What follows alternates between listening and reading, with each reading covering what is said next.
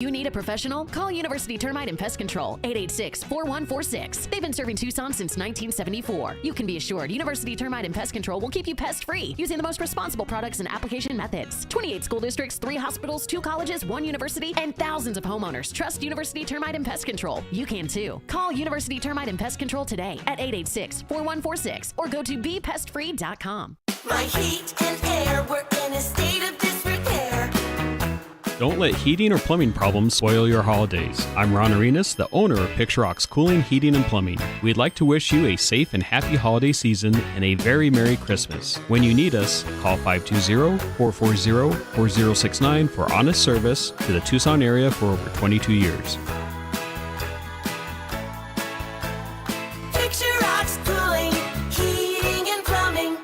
Back to the holiday shopping adventures of Eugene Snarkle and his best friend Doug. Hey, Eugene, we waited a little too long to get our shopping done. The shelves are looking pretty empty. I was thinking of getting everyone a giant-sized bag of Cheezos. We interrupt Eugene's great idea for this message. Does your car, truck, SUV, or sleigh need a little maintenance to get road trip ready for the holidays? Check out jackfurriers.com for savings up to 50% off. Get your vehicle holiday road trip ready at Jack Furrier Tire and Auto Care. Since 1960, here to get you there.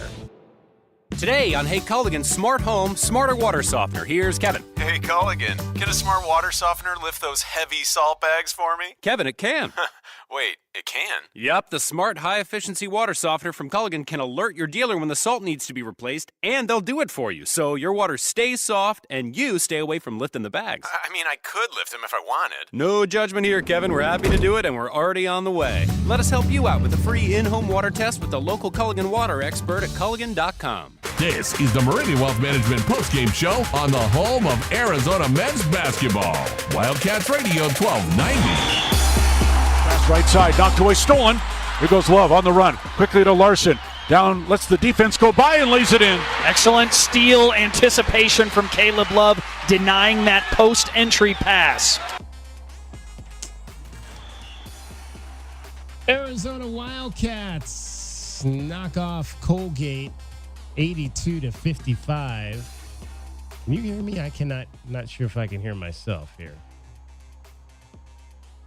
Can you hear me? There we go. 82-55. Arizona knocks off Colgate at McKale Center. That was a quick game today. An hour and 46 minutes from tip time at 3:03 till it ending at 4:49. People are going to love these games if they go quick.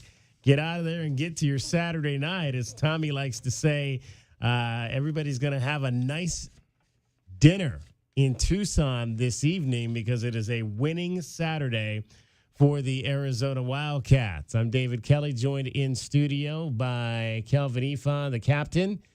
1980, 1998. I don't want to make you that old, huh? Yeah, okay. JW Madden is also here with us.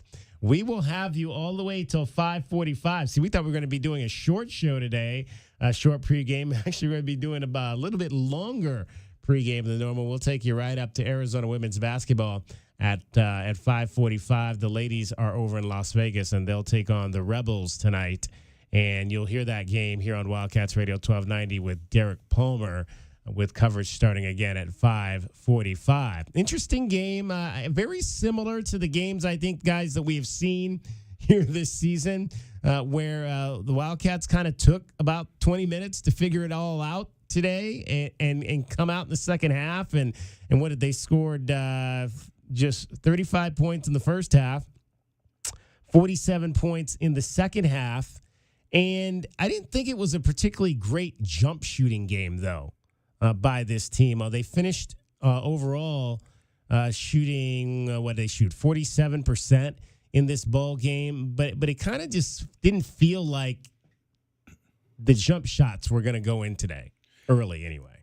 Well, if you look at the three-point shooting, they ended up, I think, 7 for 23, 30%. So right there, Boswell, to me, wasn't he? We talked before in the pregame show about how he uses his form, his legs, and his legs just wasn't quite there early in the game. I think these guys had to get moving and get running with the time off a little bit. Maybe could throw your shot off just a little bit, but you could tell guys were in the gym. I seen KJ Lewis was getting up a few shots there. I said, oh, he must have been putting up some nice shots in the work, going 1 for 4. But, it's just one of those games where you're playing a tough Colgate team that in the first half, they came in with a game plan. They executed it.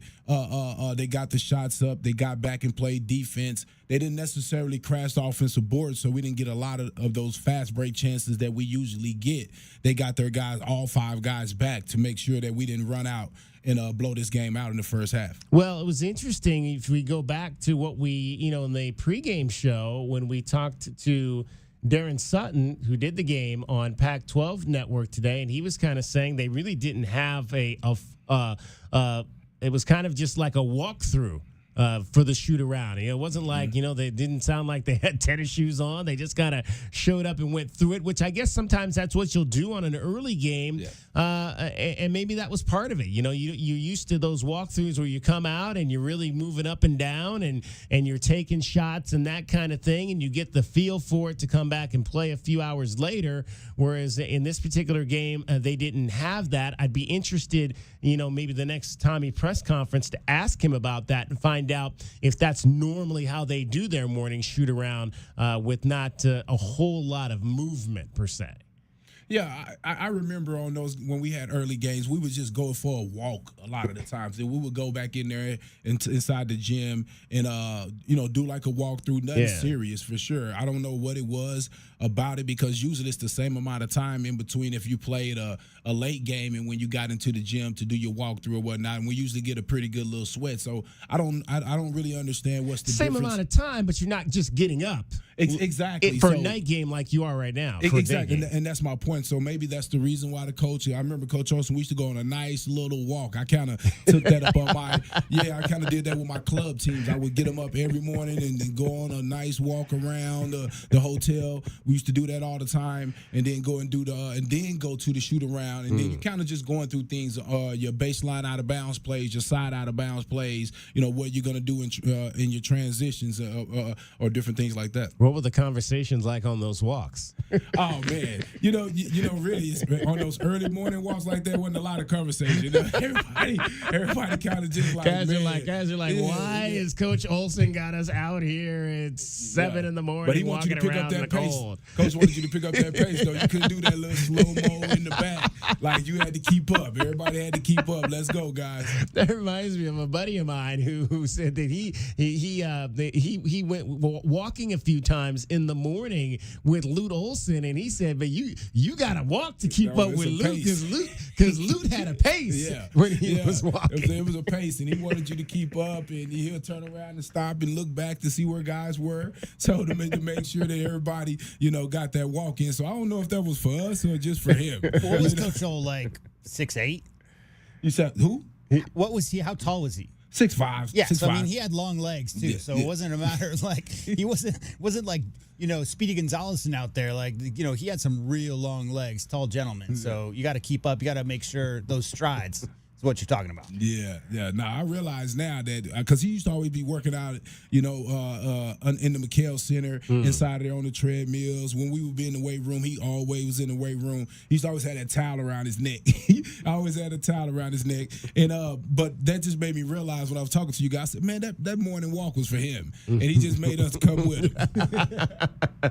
520-848-1290. 520-848-1290 is the number for you to get in on the program as well. We got a lot in store with you in the next couple of hours. We'll review our keys to the game, our best bets, as well as you'll go back to McKale Center and hear from the head coach, Tommy Lloyd, and the players after an 82-55 win. 4 players in double figures in this ball game. Caleb Love led the way with 14 points. Pella Larson had 10 in the game. Nice game for Umar Ballo. 13 points and 10 rebounds for Umar, and 6 of 8 from the floor. 10 points for Keyshawn Johnson as well, as he shot 4 for 7. Nice to see Umar get into that double-double category. We hadn't really seen him have the high rebound game yet this year, but I think that's something you want to see moving forward, is him doing that double-double thing on both sides. Yeah, you kind of expect it from him. I mean, and especially right now with the amount of playing time that he's getting. 23 minutes. I mean, like, if he's only getting 23 minutes, guys, double-double is exceptional. Yeah. He's not getting a lot of minutes because they're trying to get Krivas in there. Exactly, and that's where I was going with that. Being able to do that is big, but it's on that defensive end, and that's why I expect for him to dominate. I mean, he had 8 defensive rebounds in this game, double. I mean, on the other guy was close was Caleb Love, who does a great job as a guard, getting back inside, getting rebounds as well to start that break. But Ballo played huge, and that's what you expect out of him. But one thing I will say is weird how he has a lot of rebounds, but he got his touches on offense. Yeah. See how it kind of correlates. And how about the stat of the game? 1 offensive rebound for the Colgate Raiders, and it came at the very end of the game. I can't imagine I've seen too many games where the opposing team did not get a single offensive rebound or almost win an entire game without getting an offensive rebound. Have to be in a game just like this, where Arizona, highest scoring team in the country, they like to push pace when they get rebounds against an undersized and not deep team in Colgate. So, I mean, obviously the coaching staff, Kelvin, told them, do not crash the offensive. You got to get back, because otherwise you're going to be giving up dunks. Yeah, he said, if you want to stay in this game, guys, when we get a shot up, everybody hustle back on defense and cover the paint and force them. Hopefully they chuck up some threes. But, yeah, no, man, and Coach Lloyd did a great job of telling our guys to make sure they get paint touches. All those guys were attacking, getting their feet inside the paint when they was getting some shots up there. But, yeah, that coach, he for sure said get back. He didn't have any of his guys crashing because he didn't want it to be a dunk fest. Not 9 of 15 from the line for the team. Umar continues to struggle, just 1 of 5. That was the one thing maybe that did not go well for him today. Another game in which the Wildcats dished out 20-plus assists. Colin Boswell had 6. How about Pella Larson with 6 as well today for the Arizona Wildcats, and 3 steals for Caleb Love in the contest, as the Wildcats had 13 steals. Interesting listening to Brian Jeffries on the postgame show that they're averaging over 10 steals per ball game so far this season. That's active. That's active, quick. Guys anticipating, guys trusting each other, and also guys understanding that there's guys coming off the bench that can play just as hard and just as well as you. So you give a little bit more energy because you can do more with less minutes. A lot of times when you're playing 30 minutes, you're saving yourself for about 7 of those minutes. You're not running as hard because you know you have to play all these minutes. But right now on a team like this, where you know 25, 26 minutes is probably all you need it for, man, you can really give everything that you have, because you trust that when KJ come off that bench, Bradley come off that bench, you got guys that you know are going to keep up that intensity. No surprise that KJ Lewis had 3 of those steals in the ball game. That's kind of what he does, as this was a 5-point game at halftime. And then again, I mean, you looked up in the second half, I think they're about 8 minutes in, and it was very similar to the game against UT Arlington, where they just Colgate couldn't get any offense going early in the second half of that ball game. You looked up and they were at 35 points with about 12 minutes left. You're like, wow, they've only scored 5 points this entire half. And I guess that also is maybe a positive for this Arizona team, is that they know what they want to do coming out in the second half, and they're accomplishing whatever it is, Tommy's drawing up on that board at halftime. They're coming out and executing it pretty well. Well, you have some veteran guys that have already been in big games, national championship type games, so they understand adjusting and having to get a read on the team in the first half and coming back in the second half and adjusting that game plan. Then you have the guys that already were here and been through the battles of what they've been through. So I just think as a unit, these guys understand that to get to where they want to go, they have to be able to make those type of adjustments and listen to the coaches and get in there and execute. And you can see a distinct difference offense in the second half. And I also think that's that fatigue catching up to the other team. I mean, when you look back over there, I always say this about size. They don't really shrink. They get shorter, but they really don't, right? So and you don't get any taller as the game goes along. So, you kind of in a tough situation when you're going against, these giants that Arizona bring into the game. The problem with the games this year, guys, is it's easy to point to all the positives. But we might have to come up with some kind of segment where we look into some things that we're not super happy with. And one thing that hasn't been brought up is you're talking about Arizona's second half.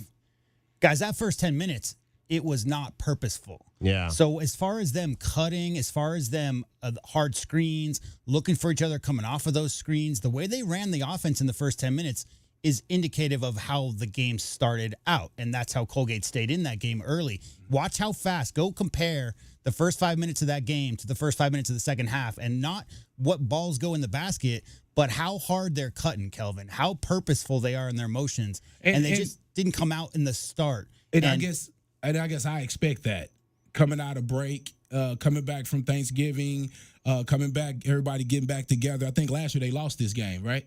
Yeah, and my only point being, you can't do that in the next 3 weeks. So what I'm saying is that's fine today. Mm-hmm. You still end up winning by 30, 25 points. Those slows, coming out with purpose, Kelvin, in those first 5 minutes, establishing what it is and the effectiveness that your offense is going to run all game long. Yeah, I think everybody expected after a layoff and having that name across the jersey that they played. That was not Purdue today. That was not FAU.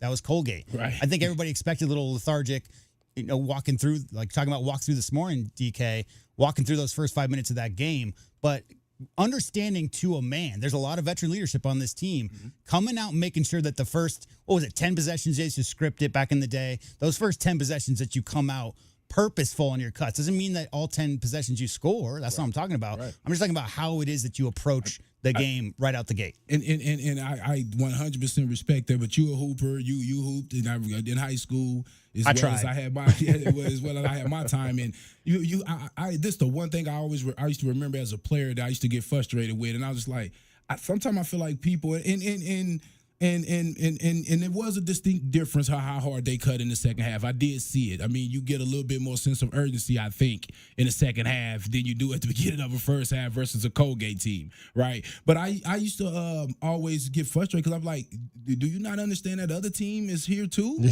They got a game plan. They were digging in. They had something to do with us starting slow, and that's kind of how I see some of these games. When you were at Arizona against Colgate, came in to play Arizona. I think I said this before. The one thing I worry about with a team that have so many scores, right, J-Dub, is everybody kind of like, okay, you're going to start us off. You're going to start us off. It's almost like you have to have a starter, a guy like either we're going to go to Ballo or let Caleb Love get us going, or who's the other guy, Boswell. Yeah. But they got to get us going. But if not, what you end up having is, okay, here you go. You do it. Okay, you do it. And then you get that sense of urgency and you pick it up and you see the real flow like we saw in the second half. But that's exactly what happened. What happened was they came out and it was Ballo. They were trying to establish Ballo almost every single play down the court in the first 5-10 minutes.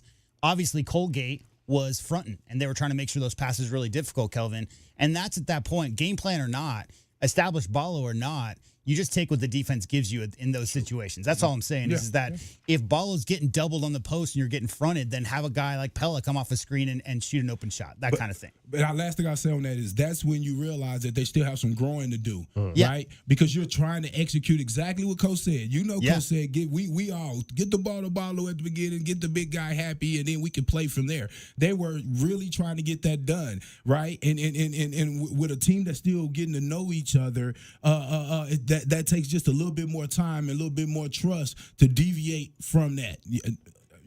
Oh, yeah. All I'm saying is it's all positive. Right. And I like a little bit more purpose in the cut-ins in the beginning of games. He had all 8 of his shots, did Oumar Ballo, in the first half of the game. Yeah. 6 of 8. All 8 of those came early. As they, like you said, they were trying to establish him from the get-go. 520-848-1290. 520-848-1290 is the number to get in on the program. We'll have you again until 5:45 today, taking you right up to Arizona women's basketball at UNLV. Wildcats knock off Colgate 82-55. They are 7-0 on the season. And when we come back, we'll talk about what's going to happen next? And what's going to happen next is the Wildcats are going to be the number one team in the country. It is the Meridian Wealth Management Arizona Game Day Postgame Show, along with Kelvin Efon and J.W. Madden. I'm David Kelly. You're listening to Wildcats Radio 1290. This is the Meridian Wealth Management Postgame Show on the home of Arizona men's basketball. Wildcats Radio 1290.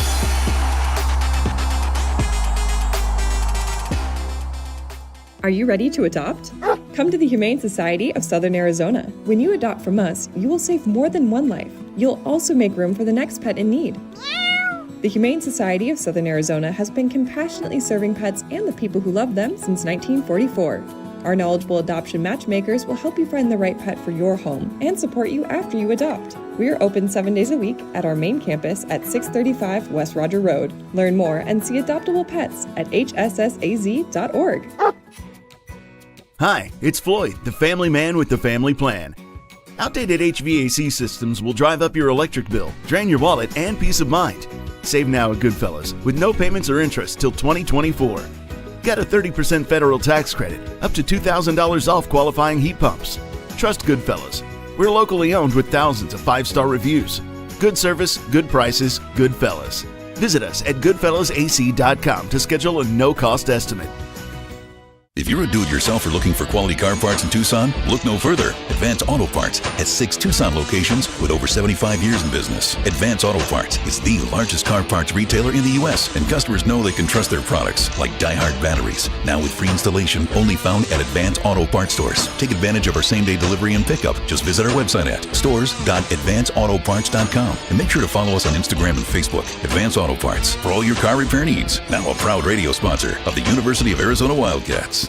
The Window Depot is proud to sponsor the first look at today's game and would like to invite Arizona Wildcat fans to visit one of their Tucson warehouses. The Window Depot provides over 1,000 in-stock vinyl windows, interior and exterior doors, plus granite and quartz countertops, and a huge selection of custom cabinetry, all at the lowest prices in town. Consider the Window Depot your MVP when it comes to your home improvement needs. Stores are open Monday through Saturday, or order online at thewindowdepot.com. The Window Depot, more than a window store. Hi, this is Natalie Fernandez-Lee, President of Meridian Wealth Management. As a fiduciary investment firm, our clients have trusted us to guide them down their financial paths for decades. Whether you are an individual or family, business, foundation, or nonprofit, we are committed to your long-term goals and financial futures. We are proud supporters of the Tucson community and all that makes our city so special.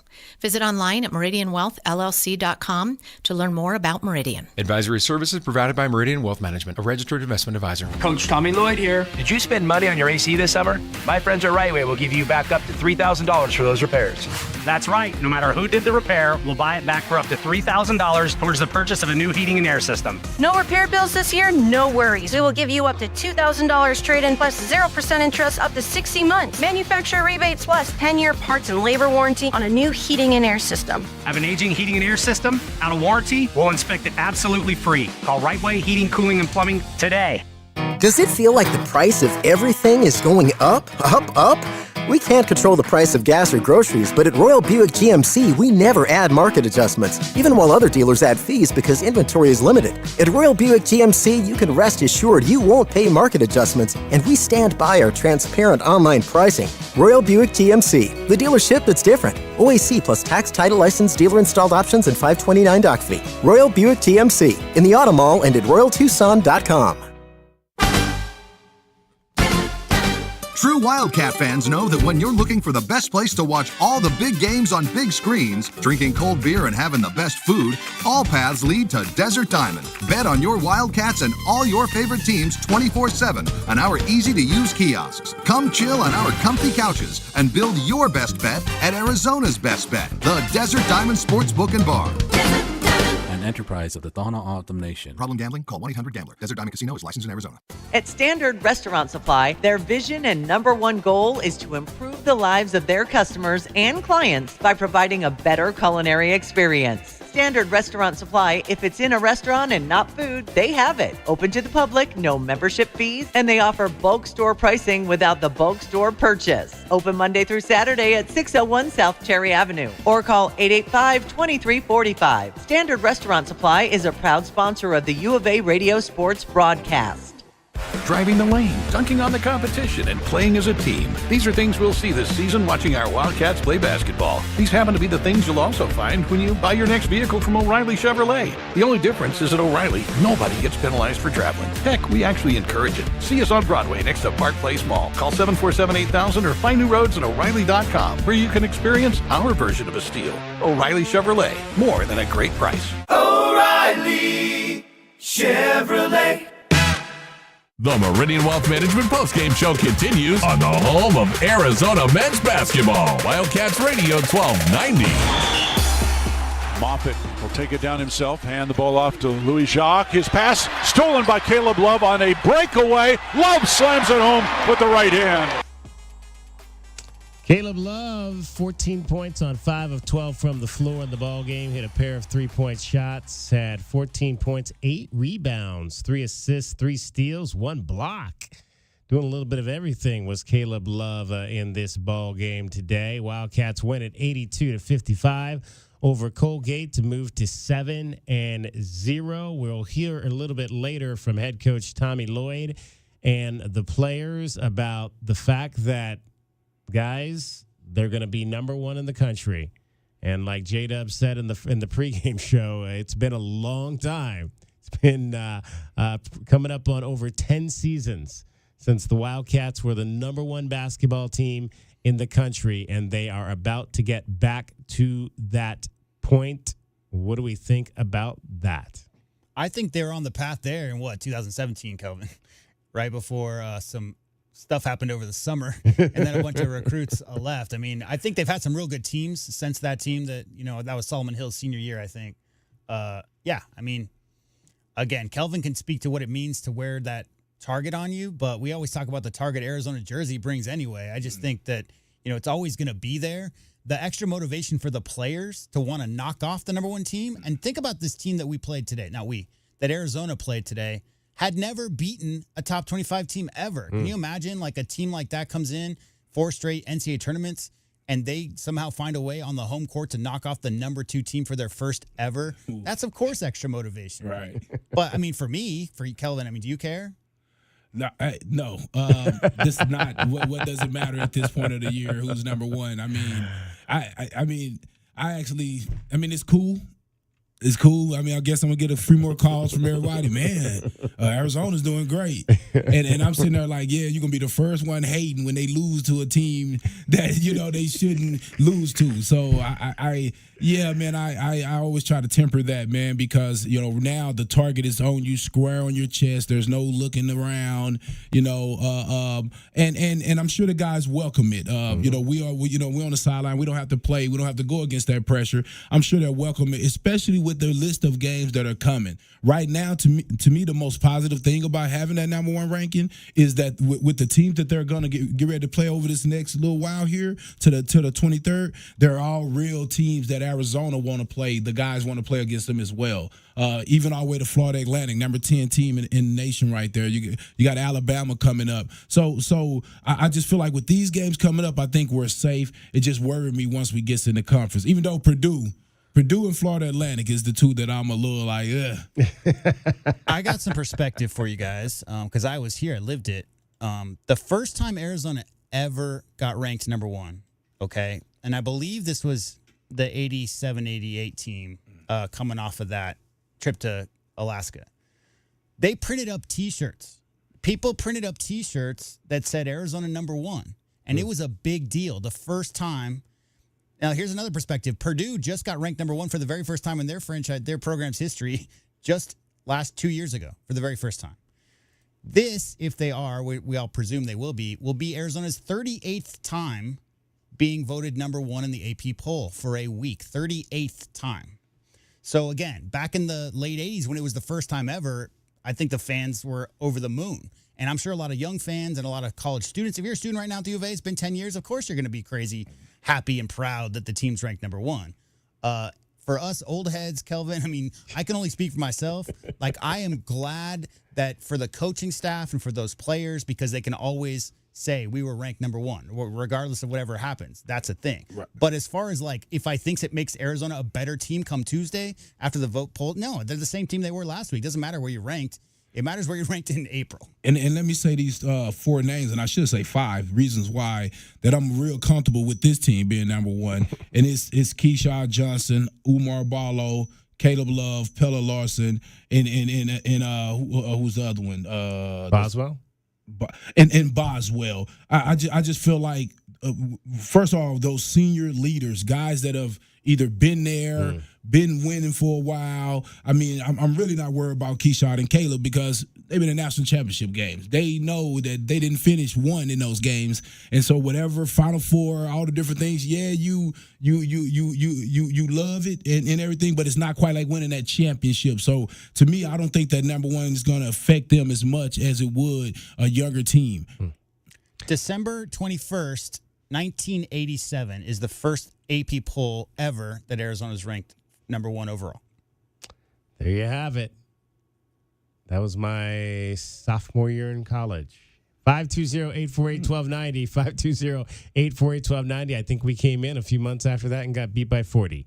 Did USC. Yeah, Sean Elliott was pretty good. Let's talk to Doug. Doug, you're on the Meridian Wealth Management postgame show, Wildcats Radio 1290. Hey, what's up, guys? Bear down. Bear down, Doug. Actually, J-Dub, I just posted a picture of that exact T-shirt that you were talking about on your Twitter page under this live stream of, where you guys are talking right now. So if anybody wants to check out a picture of that shirt, it's you can see it right there. I actually posted it before you mentioned it. It was a big deal, right? You remember back in that day, like in the 87 year when they got ranked number one and they were 2 the week before. So it's not like they came from 15 to 1. But yeah, I remember Tucson being crazy. It was like, I think, front page of the paper at the time. So being ranked number one means a lot. I think at this point, Coach Lloyd said it best. They expect to be ranked as high as possible, right? So there's an expectation now.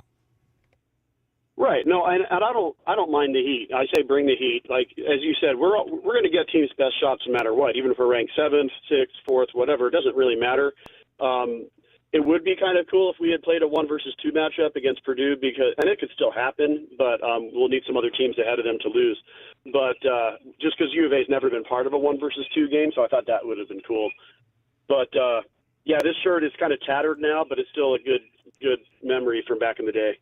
I've got it up on if you're watching on one of our live streams right now, our video streams on YouTube, Facebook Live. I just put it up. It's like ARI with a ZO and an NA and a number 1. Arizona number 1. I'm going to take the score down so everybody can see it good. Arizona basketball number 1. Now, who made that? Was that did somebody professional make this? Not or was somebody this who went students? to design school. Definitely not. No. Well, the logo at the bottom, it actually says Bombs. Yeah, so there was Bombs Sporting Goods here in town. So I think that they probably put them out back in the day. Oh, that's right, yeah. Bombs. Okay. Back in those days, they tried to fit every single square inch of the T-shirt had to have writing on it. Remember, so all the letters are gigantic on those old shirts. Yeah, head on over to our Twitter account right now, and you can see it right now. I've got it up on our video stream to check out that shirt from 1987. Go ahead, Doug. There you go. No, I wanted to shout out you guys first. Today was the first day I actually watched you guys on a live stream in the pregame show. Oh. And don't worry about how you looked on camera, guys. That was fine. But I'm just going to say that it really makes you appreciate the work that you guys put in. I'm sorry if it sounds like I'm kissing up because I've got nothing to gain by doing this. I put myself in your shoes, and I think, like, if I had to sit in that chair and have good content for that many hours, pregame and postgame, I'm not sure I could do it. So I just wanted to give you guys kudos for your prep. Because, I mean, you guys have some, structured segments and so on, but you see, all the good interviews, like you had the guy from Colgate, you had Adia Barnes on there, Tommy. I mean, you had a lot of good stuff. So I just wanted to shout out, the way you guys prepare for your shows. It's Thank really you, well done. Doug. We work hard. We try to work hard to make the best product for you. Not just you, Doug, but all of our listeners out there. It helps that we like each other. That goes a long way. Wait, this show's not just for me, David? Not just for you, Doug. Oh, man. Raining on my parade. Just to talk basketball a little bit. So I loved one of the things you said in the pregame. I don't know if it was Kelvin or somebody said, who do you play off of? in this roster, and that's what I love about this year's team is that, we've got guys that can hit you from every angle. Are you just going to leave Keyshawn Johnson alone? Are you going to leave Pella alone? Are you going to leave, Boswell or Love alone? There's, Ballo. I mean, it's funny because Ballo got all the PR preseason, like, preseason Pac-12 player of the year, that kind of thing. And I'm fine with that because let the other teams think that he's the guy they have to focus on because we have so many other ways that we can hit you, right?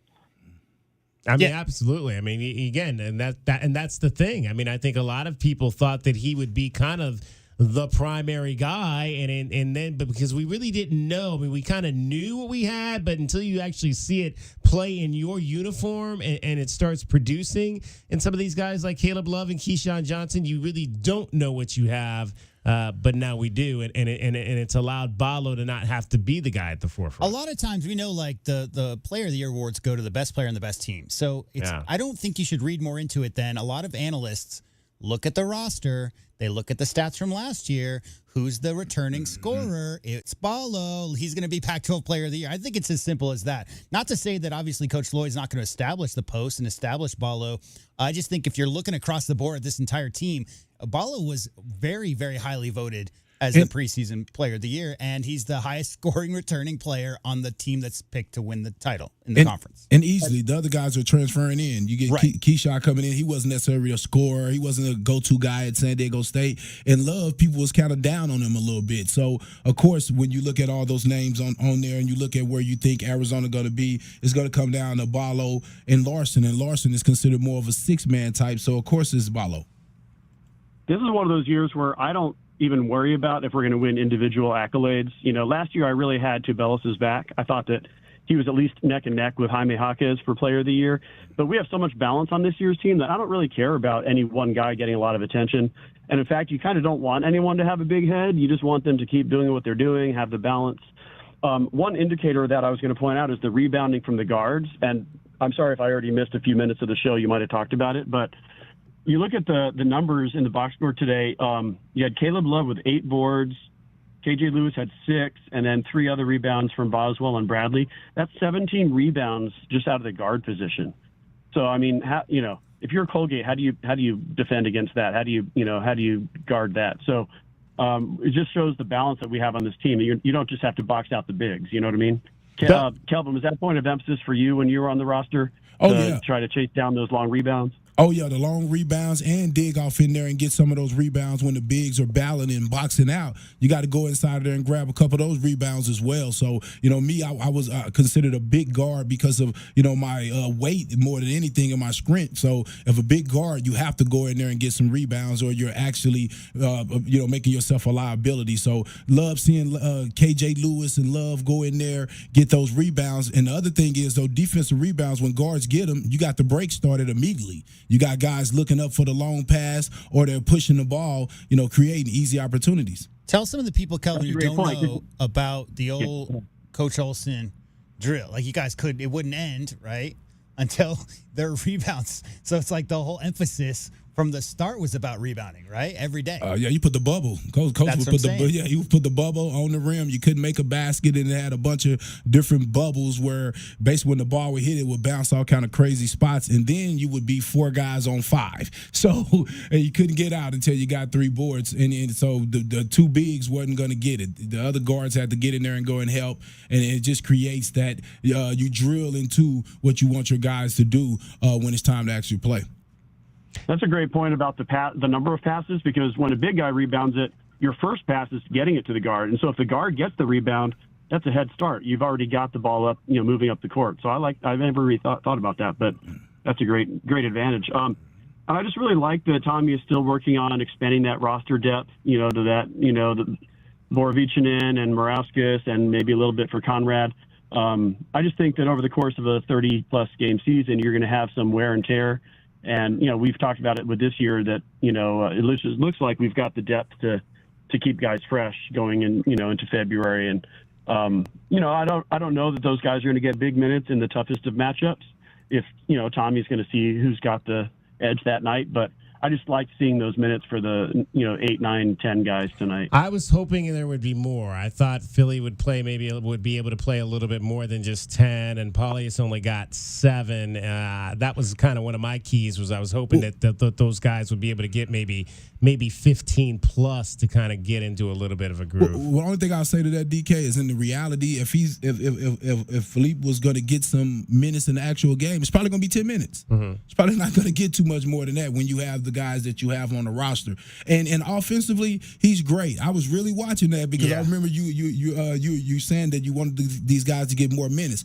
You have to play better on the defensive end. He has to get down a little bit lower on defense. He has to get into the rebounding. You have to show that other stuff, too. You can't take KJ Lewis off the court. You can't take Bradley off the court and give away those minutes if these guys aren't going to play the same type of defense. So it's not on the offensive end always where you're looking at your 8th, 9th, and 10th guy. They have to show that effort on the defensive end first.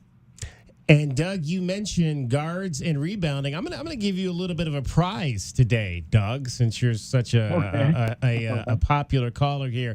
I'm gonna let you choose. We have our something called the Window Depot Top Rebounding Performance of the Night, the glass cleaner of the game. I'm gonna let you choose who you think that should go to today. I appreciate that. That's an honor. I remember in the pregame you said that it could go to whoever has the most rebounds or sort of the key rebounds or maybe someone who rebounded more than you would expect. There's no rules. So I would definitely... There's no rules here. You can just do whatever you want. Yeah. Oh, in that case, I'll just go with Conrad Martinez. No, I'm going to go with Caleb Love. I mean, eight rebounds out of the guard spot. That's killer. You can't argue with that. All right, Caleb Love is our Window Depot glass cleaner of the game as chosen by Doug. Doug, that's who I was going to choose anyway if I had not given it to you. I know, yeah. And, guys, one last quick thing. I just wanted to say congratulations to Damon Stoudemire. Yeah. Georgia Tech. We're going to get there. First ACC home game, and they host Duke, and they pull off the upset. You know what? People are going to say that's bad for our strength of schedule. I don't care. It's still nice to see Duke lose. Duke just lost to Arkansas like the game before, so it's not. There's already, as far as strength of schedule goes, that's already gone out the window. That's all right. It takes a little shine off of our win at Cameron, but there's still not going to be too many teams winning at Cameron. And so I'm just really happy for Damon. I think that's exciting for him to kick off his head coaching career like that. That's awesome. I had not heard that they had beaten Duke. That's really, really good. Yep. Doug, hey, we appreciate you as always. Absolutely, guys. Thank you for the time. Bear down. I'll be listening the rest of the way. All right. That is Doug. And congratulations to Caleb Love. He is your Window Depot glass cleaner of the game. Window Depot, lowest prices, biggest inventory. Shop thewindowdepot.com. Real quick, Doug mentioned Tabellis versus Hawkes last year for Player of the Year. Have you guys seen any Heat games this year? Oh, yeah. Oh, boy. Dude, Jaime Hawkes is balling out. I think he's played 10 complete fourth quarters for That's what you said contender. earlier in the week, yeah. That's a contender for the Eastern Conference Finals, if not a return trip to the NBA Finals. And they got Jaime Hawkes, the rookie. Now, we've seen it. We saw it for 4 years. Here's the thing I was telling Paige last night. Many people don't realize that UCLA is where all the pros run. That's been going back there for 30, 40 years, maybe back since, the Showtime Laker days. But Jaime Hawkes Jr. grew up in that gym, right? Like he was going in there when he was 14, 15, 16, Kelvin. So as far as being intimidated by NBA players, I mean, he's been going at it with NBA players since he was 15, 16, obviously all those years at UCLA. But, UCLA being Arizona's prime rival, we're supposed to hate all those guys. I don't look at it like that. If a guy like that is having great success right from the start, I mean, I got nothing bad to say about Jaime Hawkes Jr., and I'm just glad to see him getting so much time because that dude is about as effective as it gets right now in the modern NBA, Kelvin. I mean, his game is laid out perfect for what they're doing out there. Yeah, baller, man. He can play in the one-on-one. Great team player, can knock down open shots in the three. He's more than a 3-and-D guy, man. That guy puts the ball on the floor. Yeah. I mean, he does a little bit of it all. And just I seen a thing where they was talking about actually Hawkes was talking about 4-year seniors, how a lot of times they're looked down upon, and they say that those guys actually don't have no value to actually grow. And he says, he's here to prove that that's wrong. I mean, he said guys are going to continue to get better. He said he got better in college, and he thinks he's going to actually get better as he's in the pro as well. Also, it's all situational, right? So if a guy is going to be, he's projected whatever late first round as a sophomore, comes back for his junior year because he wants to work on his, left-right crossover, whatever it is, or his mid-range stuff. That's different. Jaime Jaquez Jr. was on everybody's. He was going to be a first-round pick if he came out as a sophomore or junior. Like, he's always been that dude. He came back because they had unfinished business, Kelvin, with that whole roster. A bunch of upperclassmen. They had chances. They obviously went to the Final Four that one year. But I think Jaime Jaquez Jr. coming back to college really had more to do with that group of guys and them wanting to, make a deep run for their coach, obviously, than it had anything to do. He knew that time was going to come. Well, I will say, though, I think you're right. He would have, but I think he would have got drafted second round. He got drafted late in the first round. I think just over that time, I think that fourth year, to me, solidified. They're like, yo, this guy really could score this ball. And he did. He went to the perfect team, Miami Heat. I mean, he went to a spot because a lot of teams don't value the older guys or whatnot. So, but I think him staying for 4 years actually helped him solidify himself as a true scorer and put him in the position to where he is at a Miami Heat, able to get some time. I watched that whole game because I was watching they played the Pacers like 3 days ago. Pacers Heat. Pacers had a big lead in that game, and the fourth quarter, it was just Jaquez the whole time. And it was cool because it was Ben Mathurin and Jaime Jaquez Jr. And Ben was on the court for 2 years in that rivalry, right? And Jaime Jaquez Jr. there for 4 years. So seeing those two guys go at it again was really cool. But, yeah, he's a balling down there, in case you guys didn't know, down for the Heat. 520-848-1290, 520-848-1290. We'll take your calls as we just were talking about Georgia Tech and the ACC today. Knocks off number 7 Duke, 72-68 at home. First conference game in the ACC for Damon Stoudemire. Let's hear from Damon after the ball game.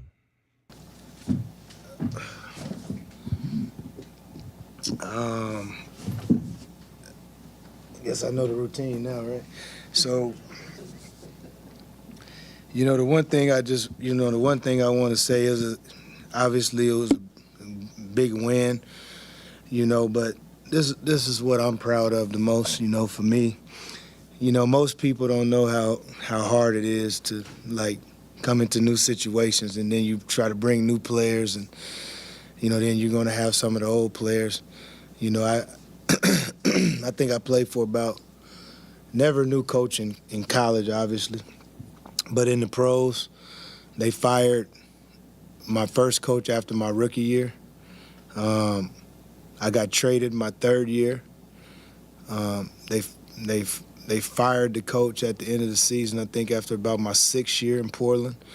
I think we came back. They fired another coach about mid-season of my 8th year. So I'm used to change. I went to Memphis as a free agent. They fired, the coach and brought in another. It's like that's a part of what I'm used to, right? So, to come in here and try to mold different personalities and then try to get a collection of guys that never, played for me, is not easy. And, fast forward to, after losing to Cincinnati, they could have rolled over and they could have laid dead. They could have. But instead, they chose to roll their sleeves up and go harder. And they chose to allow us to coach them harder. They chose to believe. The guys that I inserted in the lineup hadn't been playing major minutes. The guys that I took out of the lineup were playing major minutes. And, even though the guys that came out of the lineup, were coming out of the lineup, they still been really good. And so what we have now is a connectivity that spells team. And that's what teams do. Because at the end of the day, I'm never going to waver in what I say. It don't matter. And I've been saying it from day one. Our margin of error is this big. It doesn't matter whether we play Duke, UMass Lowell, whoever we play, that's our margin of error. We need every single person in our locker room to be successful. And for me, that's the biggest takeaway with me being here at Tech, is that these guys have bought in way early. You're going to get some buy-in from a couple players, but we've gotten way more buy-in from guys that probably could have wavered, and they haven't wavered. And so for me, I'm proud of them. And the ending of the game, the last 2.5 minutes or so, we go down by 2, whatever it was. It could have been a little before that. 2 weeks ago, I would never have thought, I'd be playing against Duke coming down the stretch, and I'm relying on 2 freshmen at that time, to kind of make plays, and that's what it was. We got a team, man. I'm happy for these kids because I know what they go through every day. It's not abuse or nothing like that, but it's just hard. It's not easy, man. And I coach you, like I'm gonna coach you. I don't coach the walk-on and make the walk-on run because Miles Kelly is the one I'm really mad at. No, I get it, Miles Kelly. Miles Kelly is being held accountable. So when you talk and you get at the best players and you hold them accountable, it trickles all down your program because everybody knows that there's a standard. And the standard is, and I said this before the game, you got to always give A-plus effort. I don't know if your game's going to be A-plus. I don't.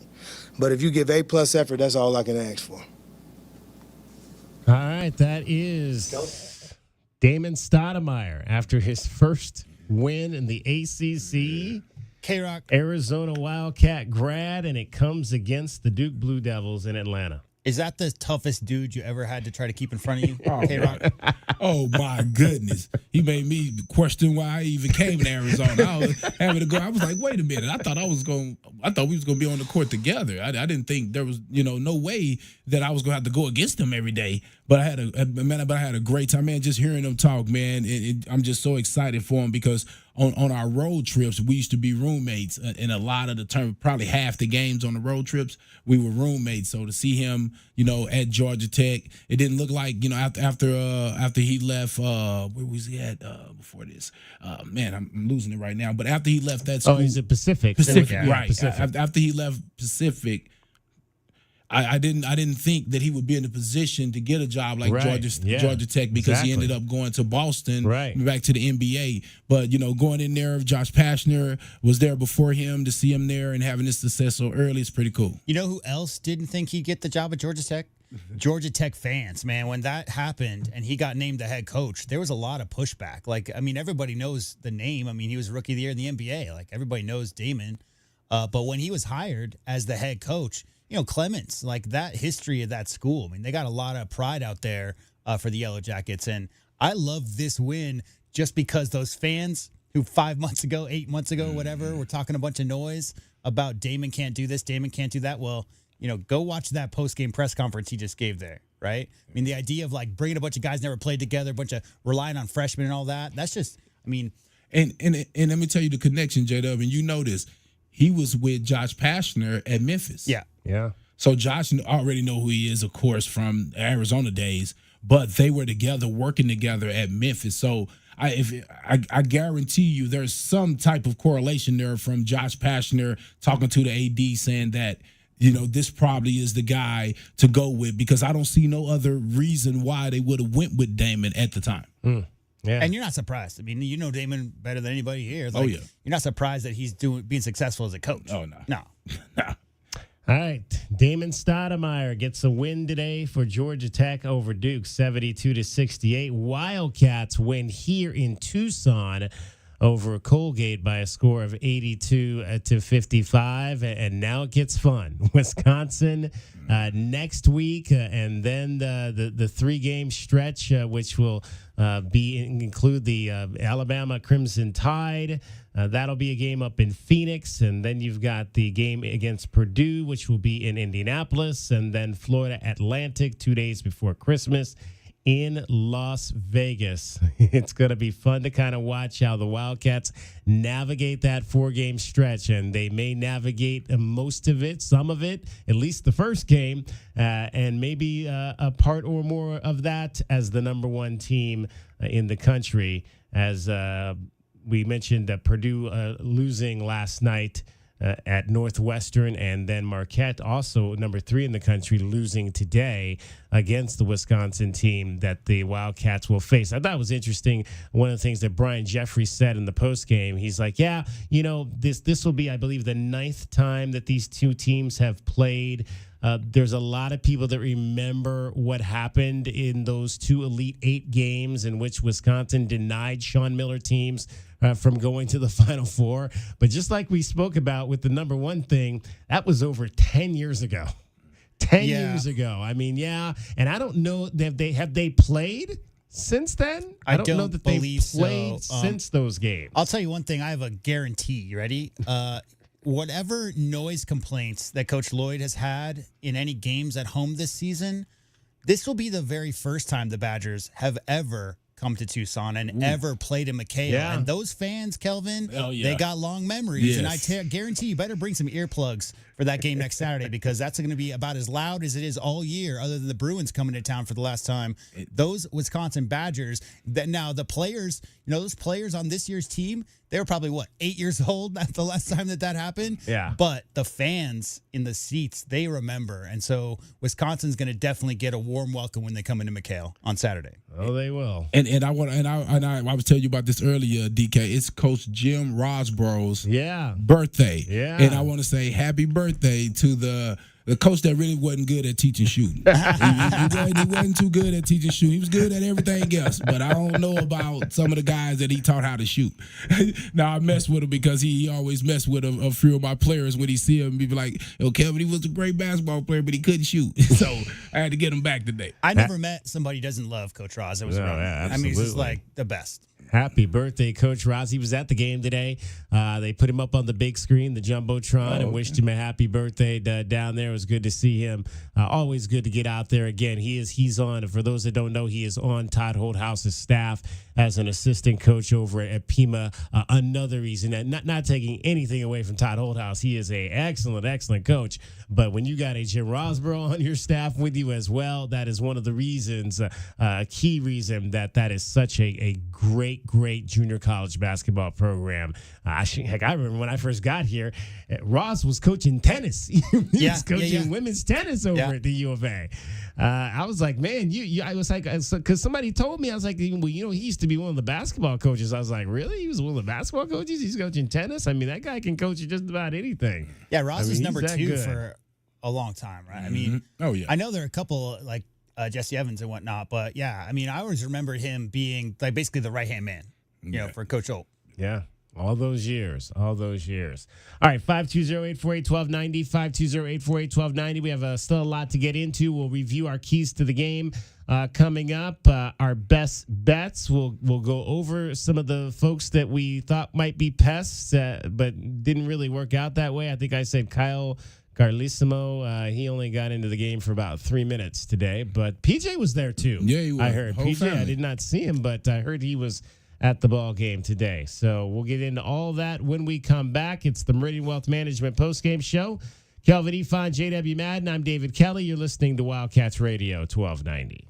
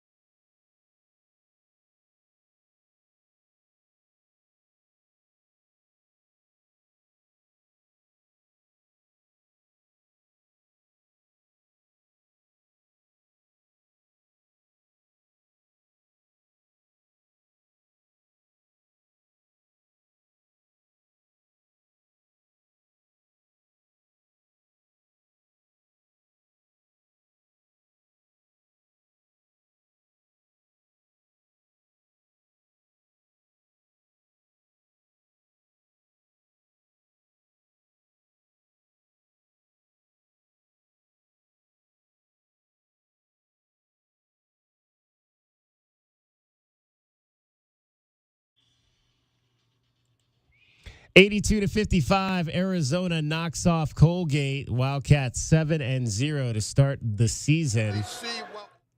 And the Wildcats will take on Wisconsin next Saturday at McKale Center. That'll be a 1:15 tip-off. So all these games pretty much starting around the 1 o'clock, 2 o'clock in the afternoon. So they're going to have to deal with the same thing that we talked about earlier. They'll sleepy have walkthrough. to, yeah, sleepy walkthrough. Exactly. Oh man, and we'll kind of investigate that a little further and see if there's anything to that or how they normally conduct those walkthroughs. Because I think I've seen a few, and it's usually not just kind of like a regular walkthrough. I think I think I've maybe peeked in on one or two if I'm cruising through the building at a time, and I think I've seen them doing a lot more than the way it was categorized or what it was this morning, according to Darren Sutton. I do have an answer to your previous question. No, the Badgers and Wildcats have not played since their last their Elite Eight matchup in 2015. They played back-to-back years in the tournament in Anaheim in 2014 and Los Angeles, California in 2015. Yep. It has been a while. Let's hear the highlights from today's win by your Arizona Wildcats. Maine, no changes for the Wildcats. Pella Larson, top of the circle, hooks it inside to Ballo, open, pump fake, and lay it in for his second basket. So, Cats with the ball. Mo Krivas is checked in. Here's Larson driving the lane, kick it left corner, Love for three, and it's good. Caleb Love with our over for Lewis. Back top, Krivas, and to Bradley. Jaden looking for an opening, jumper left elbow, good for Bradley, his first bucket of the game. Off to Boswell. Stop it right there real quick because I want to talk about that play right there. That was probably one of my favorite plays of the first half. I just love the way that Jaden Bradley just kind of used Krivas as a human shield to get himself open for that jumper right there. Yeah, it was real nice how to use your teammate. He got the handoff. He came off the screen, and the guy went under the screen. And one of the things I love about a smart kid like Bradley is that he understands right now he's not really shooting the three ball at a high percentage or taking a high volume of threes. So he did the pick and roll at the free throw line. Yeah. And he came off right at the elbow. He had to take that shot. Guys can't be going under at the elbow. You can't open up any kind of rolls or anything when guys are doing that. So he had to raise up and knock that down. 100%. I mean, like, that's the shot he should be looking for, honestly. The confidence to rise up, Kelvin, right there in that spot, that little pocket, free throw line extended or whatever. Well, that's the sweet spot for him. And we've seen that. I mean, we saw, kind of he had that drop step turnaround from about 8 a couple of weeks ago. And then obviously he hit the big shot at Michigan State, was from right around the free throw line. So he appears to be real comfortable in that 10 to 15 range. Well, he's about 6'3". Yeah. So he's a bigger point guard than usual. Usually the point guard's around 6 foot to 6'2"-ish. He's 6'3" legit, maybe almost closer to 6'4". So a lot of time when he raises up, he's going to get a good clean shot over most guards that he plays against. All right, back to Brian Jeffries and the highlights. Inside, nothing for Lewis. Back out to Boswell, right side. Bradley for three, and it's good. That's KJ Ballo snags the offensive rebound. Umar to Boswell, top Love. He'll spring the rainbow three, and it's good. Caleb Love with his second Lexus of Tucson charity three. And the Wildcat. Johnson with the ball, free throw line, out to Ballo and to Larson. Pella drives right, throw it inside. Ballo, slam it home with two hands. Take it down himself, hand the ball off to Louis Jacques. His pass stolen by Caleb Love on a breakaway. Love slams it home with the right hand. Love waits for everybody to get set. Top of the key around his screen from Ballo. Bounce pass to Boswell, who lays it in. Timeout. Off to Boswell. Arizona up 47-20-32 with the ball. Here's Boswell. Deep three is good. Kylan Boswell with the first Lexus of Tucson. Right corner, Bradley. Back out top for Larson. Pella dribble drive left to Boswell. Shoots another three. But Kylan's got the eye back. His second. Arizona. Wildcats have still outscored the Raiders here in the second half, 20-7. KJ Lewis with the ball. He'll drive the lane. His shot is up too strong, but there's Krivas to flush the return for Baker, the senior out of Woodstock, Georgia. Ball inside. Johnson will slam it home. Nice bounce pass. Tip grabbed by Boswell. Shovel it ahead for Johnson. Key shot to the bucket. Slam it home with two hands. And stutter step to the bucket. Blocked inside by Love. And Arizona with the ball the other way. Down to KJ Lewis, who slams it home.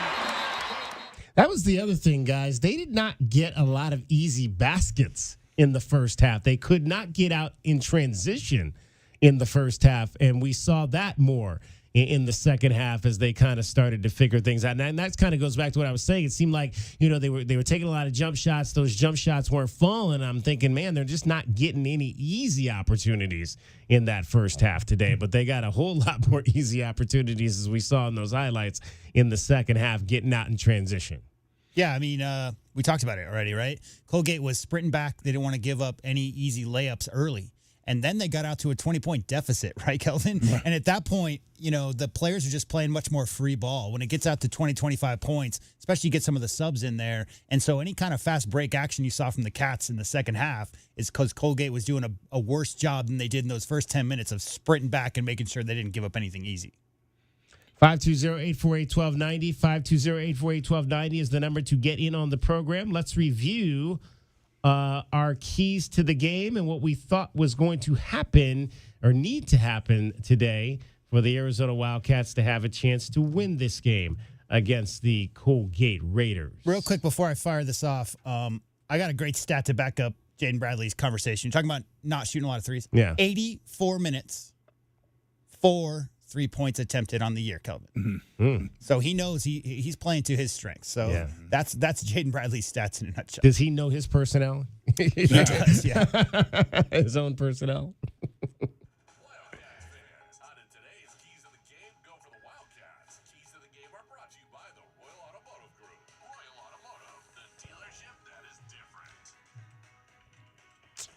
All right, I think I went first, so let's start with me. Well, my number one key continues to be downhill Caleb Love.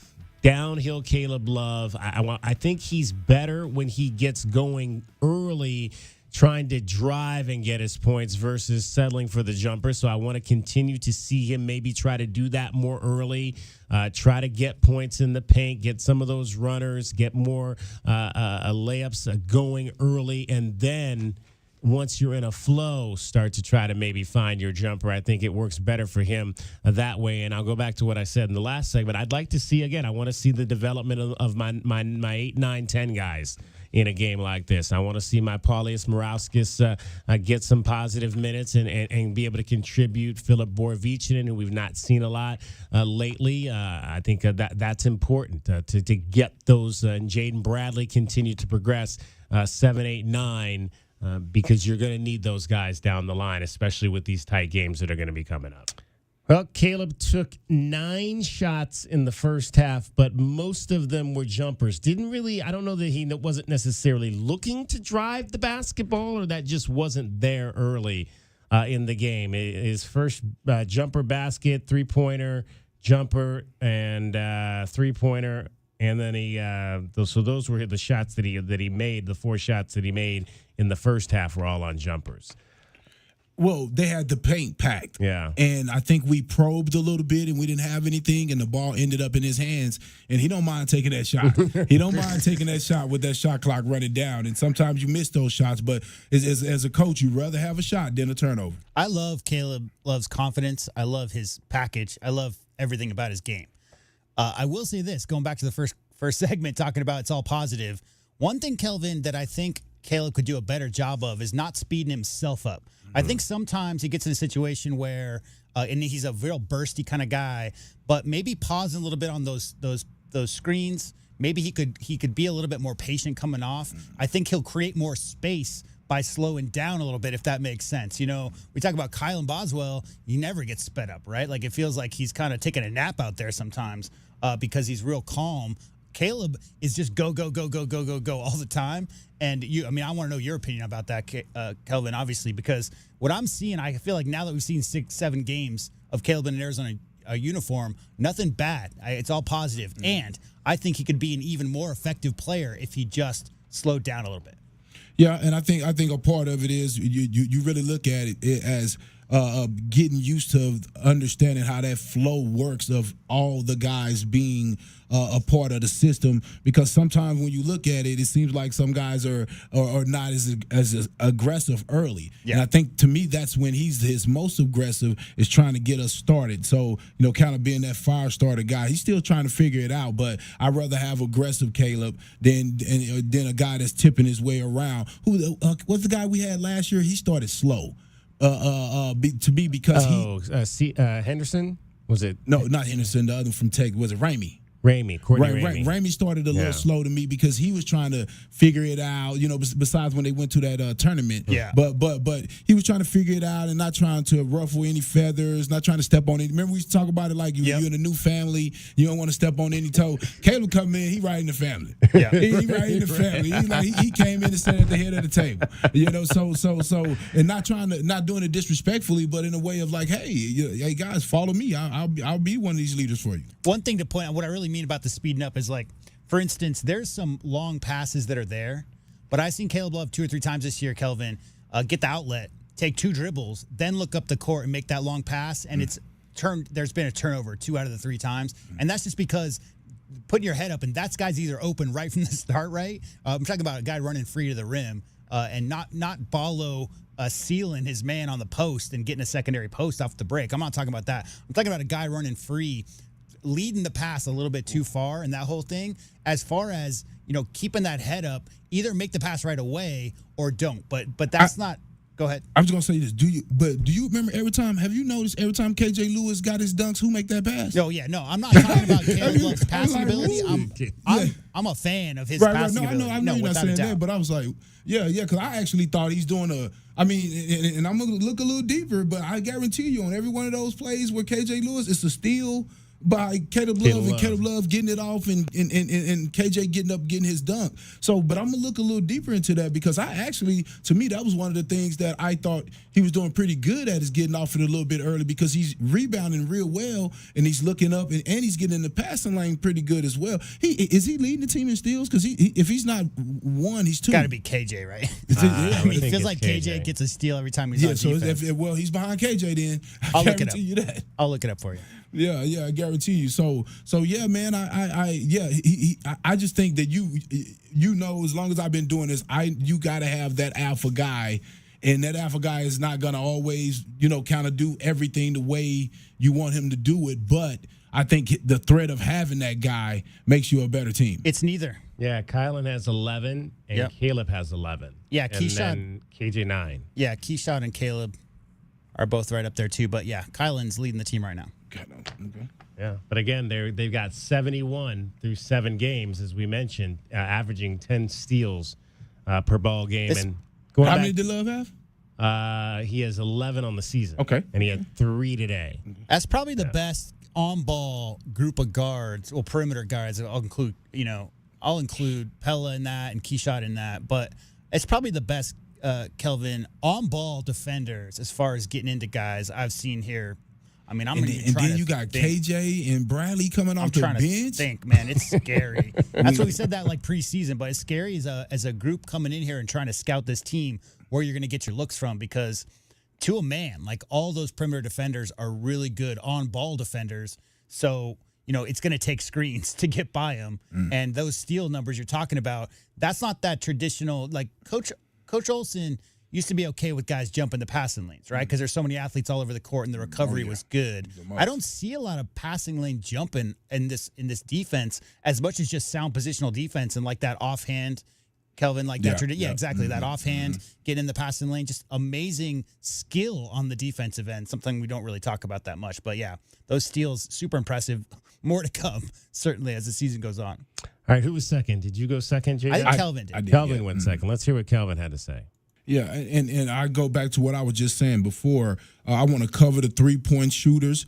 No wide open looks. I want to switch all perimeter screens, because I don't want to give these guys no opportunity to get a clean look at the basket. When you switch out there, it's tough for guys to get the different matchups that they're looking for so they can get the space they need to get their shots off. So I want to switch everything on the perimeter. Dominate the boards. You're playing against a smaller team. You don't want to allow second chance shots because what happens is they rebound those and they throw them out for 3-point shots. And usually it's open because when you're on defense, you box out as a guard and you start sliding in the rebound. And it opens up guys that relocate on the perimeter. So you got to really dominate those boards and not allow that. And then I said, take care of the ball. The changing defenses, they're going to be running some zones. They're going to be running some fake full court trap type things. You want to take care of the basketball and make sure you don't give them easy opportunities to score. Well, they dominated the boards, as we mentioned before. 1 offensive rebound, 0 second chance points in this ball game for Colorado. Wildcats won the battle of the boards 45-26.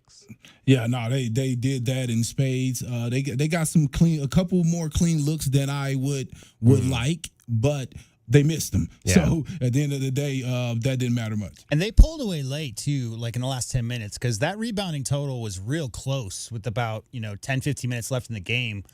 Colgate was only down by 3 or 4. So that margin that you just said there, 45-26, a lot of that happened towards the end of the game.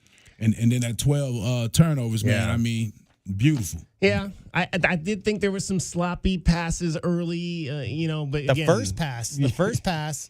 He trying to hit Kyle in the corner. He kind of flared to the corner, Kelvin, and he wasn't there. That was the very first pass of the game, right out of bounds. Yeah, but 12 is a good number. Could have been better than that, but I think early in the game they were just not in sync right away. All right, what did you have to say there, J-Dub? Yeah, basically my first, I wrote them down here. It's like I'm not copying off Kelvin's paper over there. Here. Yeah, here you go. Number 1, KYP, because that team over there shoots 42% of their shots are from deep. So as far as knowing which guys are shooters, making sure you get out on those shooters, don't let them get easy looks. That's number 1. Number 2, dominate the boards. I want to see at least 15, plus 15, because that's not a big team over there. Arizona just needs to impose their will under the paint, under the basket. And number 3, just the suffocating defense on the interior is a big key for me, just because Colgate's only shooting 43% from the field as a team. And obviously a lot of their shots come from outside. You're going to see that number down a little bit.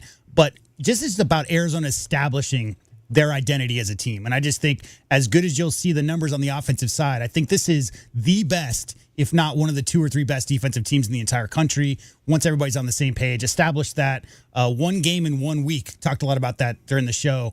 Games like this coming up against a senior-laden team that's been the NCAA tournament the last 4 years, that's a good team. They're going to run their stuff, get good looks. Just make sure you impose your will defensively on the interior and don't let them go inside out like they're trying to do. And interesting, you mentioned establish their identity. And I asked myself, well, did they do that? It maybe wasn't as crisp and clean a win as I would have liked to seen it.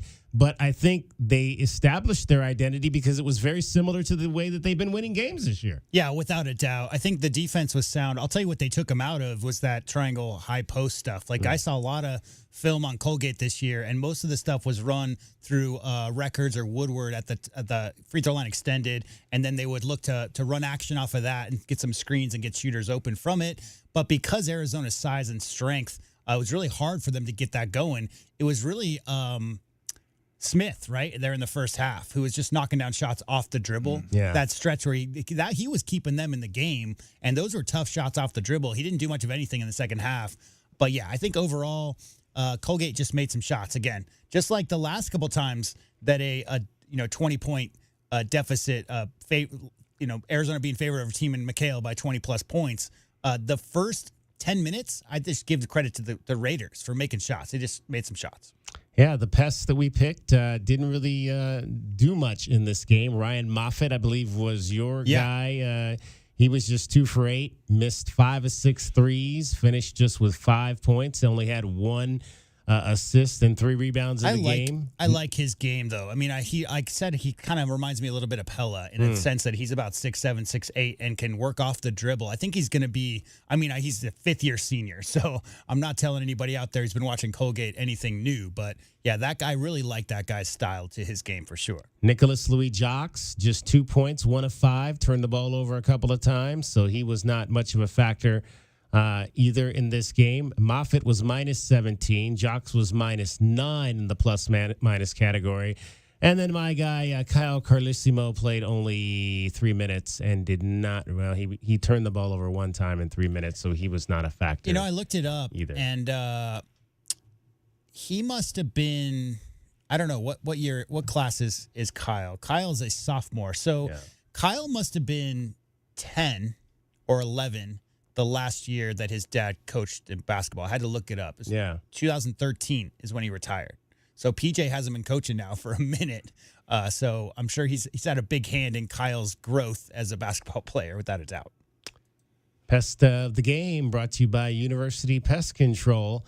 And the Wildcats get this win today by a score of 82-8. Do we have that? Do you want to play that? I have keys. Okay. Oh, let's do. Oh, that's right. Those are our keys to the game. I'm mixing up all these sponsors. It's all good.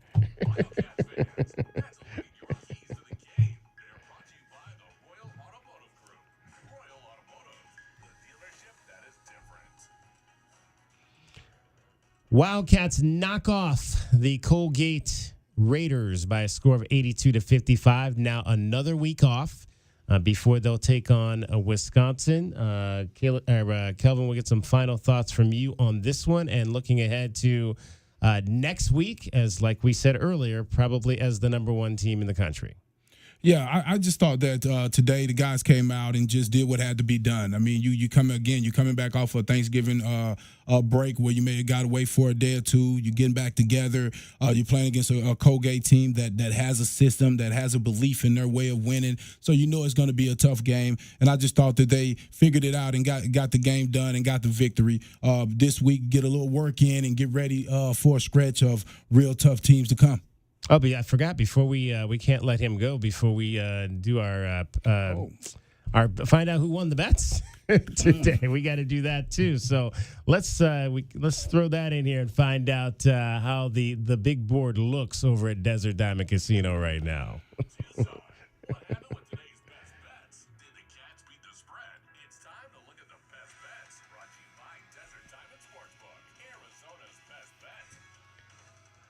All right, nobody was going to gain anything on J-Dub because he was so far ahead, and everybody picked the same thing today, so there's that as well.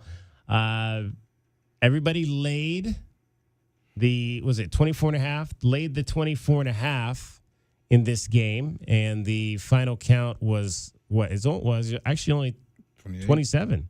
Is that right? Yep, 27. Right? 27, yeah. So barely covered on the line. The over-under was 125.5 is what I believe I said, and this one went to 137. Yep. So covered it again, and that's kind of the way that these games have played out in the non-conference at home for Arizona. They've been able to cover the spreads, and they have been able to go over on the over-under as well. I mean, look, if you want the reasoning, I think it's because you got a bunch of seniors taking it very seriously and a bunch of new seniors, right? So if you had Caleb Love and Keyshawn Johnson on campus for 4 years, it might not be this time of year, Kelvin. They might not be taken, but I'm telling you, these guys are still learning how to play with each other, and they're playing with purpose. They got big goals for this season. So anytime a team like Colgate comes in, it doesn't matter, 24-point deficit. Arizona is playing to be as good a team as they possibly can, and there's so much talent on both sides, Kelvin. I think that those lines, as long as it's not some kind of crazy number, I think Arizona's always going to come in these games, especially with a team like that, 4 straight NCAA tournaments, and take that opponent super seriously and come away over and cover the spread. I'm sorry, I had the over under wrong. It was actually 154.5. I think I said 1. So it came in as way under in this game. Well, if you look at the second half, Arizona scores 47 to Colgate's 25, and I think that was a little bit more what we were expecting to happen. The first half, there just wasn't scoring until the very end. Neither team was really putting up a lot of buckets. I think it was 18 to 17 with about 8 minutes to go in the first half. So we split on that. We split getting the line correct, but not the over-under. So J-Dub is still ahead. He's 10-4 on the season. I am 8-6, and Kelvin, you are 3-3. Just for the record, I don't feel like I'm playing against you guys at all because I feel like we're all on the same team here. Yeah, but I'm a stat geek. I like to keep numbers. That's fine. But if you want to make it a contest, that's on you. What I'm saying is, from my perspective, I'm not trying to compete against Kelvin to pick better. I just it's all in good fun. Yeah. All right. Well, JW, you're smart though. You know how to do this. I told you. I said at the beginning. One of the reasons why I'm doing this is because I said I pick football much better than I pick basketball. So I want to be able to see how I do throughout the entire season because I'm much better with the lines and the spreads in football than I am in basketball. My experience in college basketball, 40 years or whatever, is that it's so unpredictable relative to these spreads because they're young. The three-point line, great equalizer. So one team shoots 50% from three. The other team goes 1 for 20. There's your bad beat, right? So I think college basketball in general, but when it comes to the Arizona Wildcats at home, I just laid it out. They got a lot to play for. They got a lot of veterans. They're going to come in with purpose at home. And those lines, I think, as long as it's not 40 points or something crazy, I think 24 was a reasonable number. And they covered because they're trying to get all on the same page. That's why. All right, Kelvin, we will talk to you during the week. Well, actually, we won't because we're not doing any shows this week. We will, and if you had... That's not true. We'll call you anyway, Kelvin, to touch base. just to bug you. Yeah, it was just to bug you. So we'll talk to you, Kelvin, next Saturday before the Arizona Wildcats take on the Wisconsin Badgers. Have a great week there, Kelvin. All right, Kelvin Ifan, the captain from 1998. We still have a lot to get to in the next, 50 minutes or so. We're going to go back over to McKale Center. We'll hear from Tommy Lloyd. We'll hear from the players. I believe it was Umar Balo and KJ Lewis spoke after the ball game. We still have the scoreboard that we will get to, all taking you up to apparently they have pushed back the time a little bit in Las Vegas. It's going to be 6:05 now with the tip-off of that ball game. So we're going to look to link up with Derek Palmer around 5:50. So we've got you for just under a little bit of an hour to remain here on the Meridian Wealth Management postgame show. Can we guess? I'm going to guess that the referees spent too much time the night before at the buffet. Casino or the buffet. Okay, that's much better than them spending too much time at the casino. I was keeping it PG. There you go. That's a good way to do it. It is the Meridian Wealth Management postgame show along with Kelvin Ifan and JW Madden. I'm David Kelly. You are listening to Wildcats Radio 1290.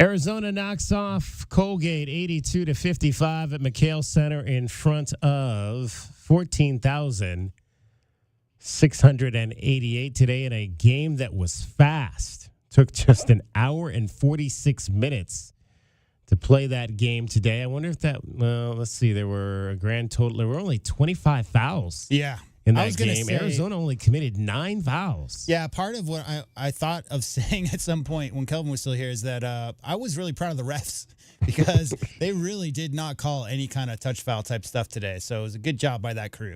Michael Cyphers, Randy Heimerman, and James Shipper were your officiating crew today. And again, when you look at some of the auxiliary numbers from this ball game, Arizona in points in the paint, Arizona won that 44-14.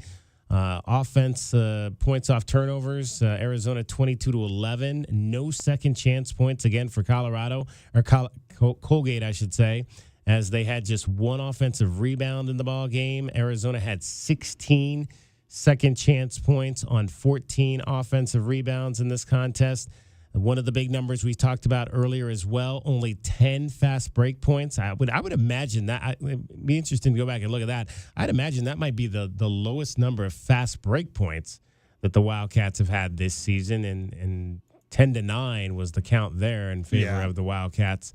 And then bench points, 27-22 for Arizona in the ball game. The Wildcats, 1.108 points per possession in the ball game. I just think it was pretty clear that Colgate's staff decided they were not going to lose this game 115-75. So, I mean, what you're looking at there with the fast break points was just a concerted effort by those guys to sprint back every single time Arizona got a defensive rebound. Yeah, like you said, they got tired in the second half, and then that's when some of them, well, probably all, but I think all, let's look and see what the first half was. They had 2, so they got 8 of those 10 in the second half when they were kind of able to start getting things going in transition were the Wildcats. All right, let's head back over to McKale Center and hear from Umar, Balo, and KJ Lewis after an 82-55 win over Colgate.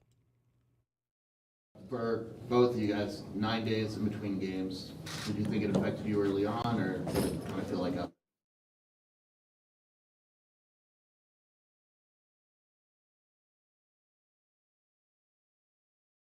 Get this up. Okay. All right. So I'm just doing the close. Okay. All right. Let me get my timer here.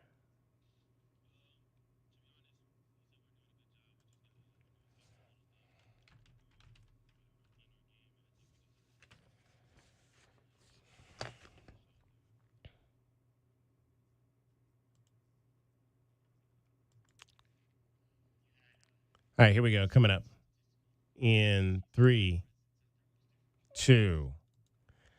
Our thanks to all of our guests today on Tucson in Review, Sierra Boyer from Tucson Parks and Recs, and Casey Anderson from the 4th Street Merchants Association. Don't forget, if you want to be a part of this program, drop us a line or call our email. Take 2. I messed that up. Okay. Don't forget, if you want to be a part of this program, drop us a line to our email, studio@wildcatsradio1290.com. That's studio@wildcatsradio1290.com. Or you can call us at 520-887-1000, 887-1000. And if you want to listen to previous editions of Tucson in Review, just head on over to our website, wildcatsradio1290.com. Look for Tucson in Review. You can click on any of those episodes to listen from this current season. That is Tucson in Review for this week. For producer J.W. Madden, I'm David Kelly. Have a great rest of your Sunday.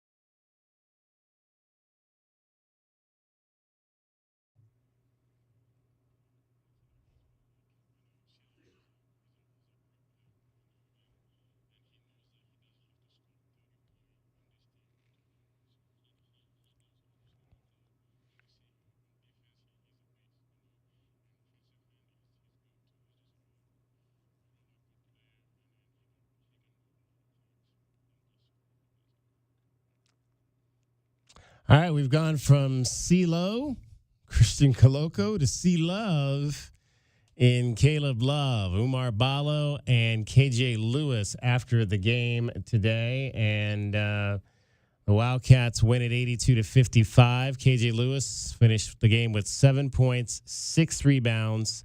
He had an assist, the turnover, and 3 steals in 21 minutes. Umar Ballo had 13 points on 6 of 8 to go along with 10 rebounds and an assist. He had 1 steal to go along with 2 turnovers, a double-double for Umar Ballo today. And the Wildcats win 82-55. I was just telling Nate Rady I'm really proud and kind of surprised that Umar Ballo knows who Ben Wallace is because it's been a minute, right? I mean, Ben Wallace hasn't played in the NBA for 15 years. Yeah. Feels like something like that. And obviously, he led the NBA in rebounding for a long period of time. He's a good role model for a big to look up to.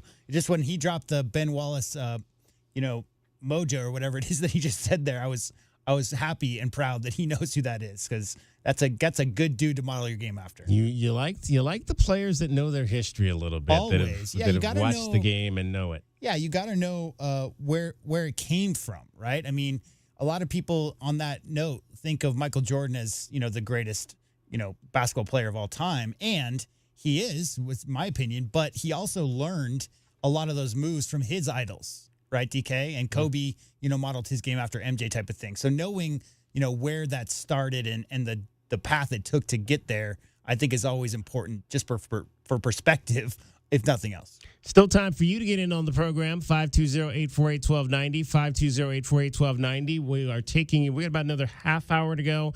We're going to take you up to Arizona women's basketball at 5:45. The ladies are in Las Vegas to take on UNLV. We will hear from Skylar Jones as well coming up before we head out to Derek Palmer. So we'll give you that a little bit later.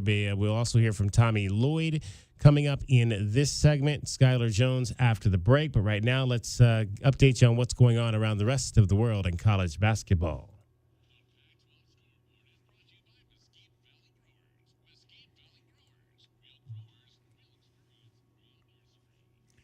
2012 is when Ben Wallace retired. So. Wow. He's been out of the game that long. Yep. Man, we're getting old. Right? Speaking of which, I didn't bring this up in pregame, but the definition of getting old, 40 years ago today, Thriller. 40 years video? ago today, David Kelly. The video or the song? The video's wow. debut on MTV happened 40 years ago today.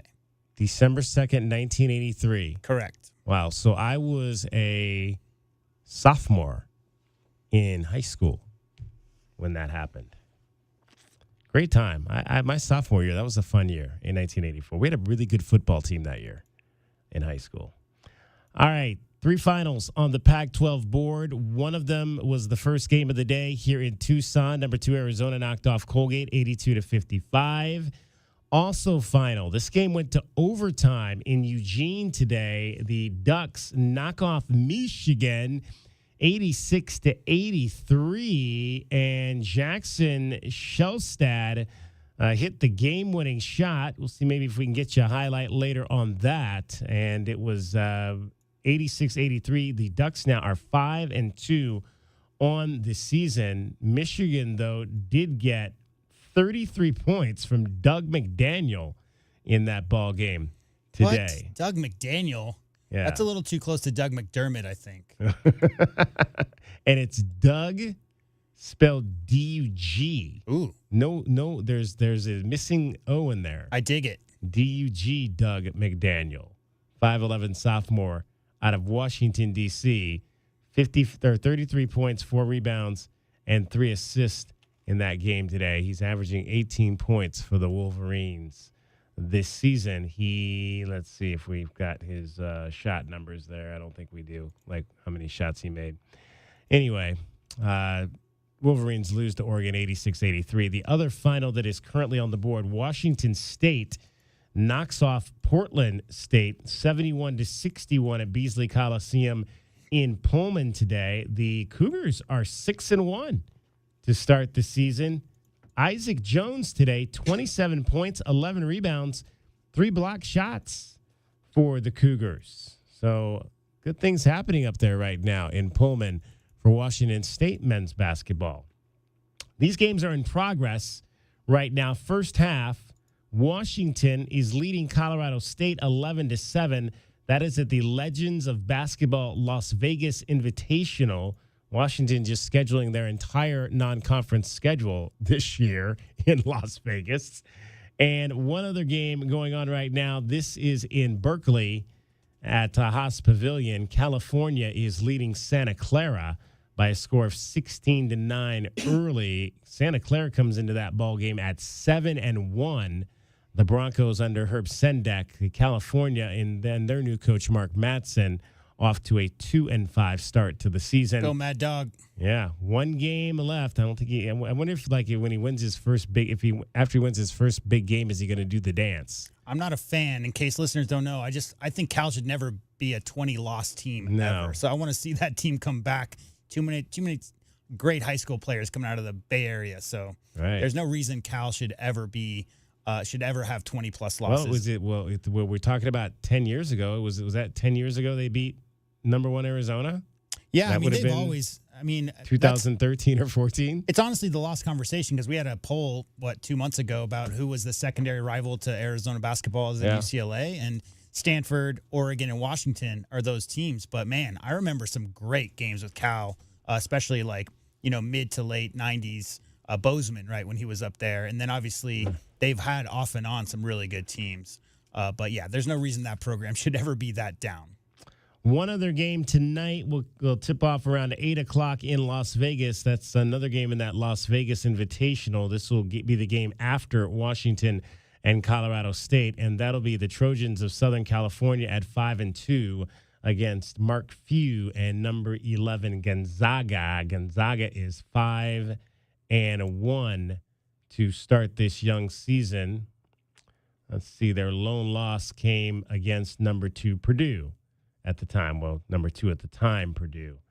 And Purdue number 1 this week, losing last night to Northwestern. That's the Pac-12 scoreboard. Let's take a look at what is happening around the rest of college basketball in your top 25. Give you some of the finals on the board there.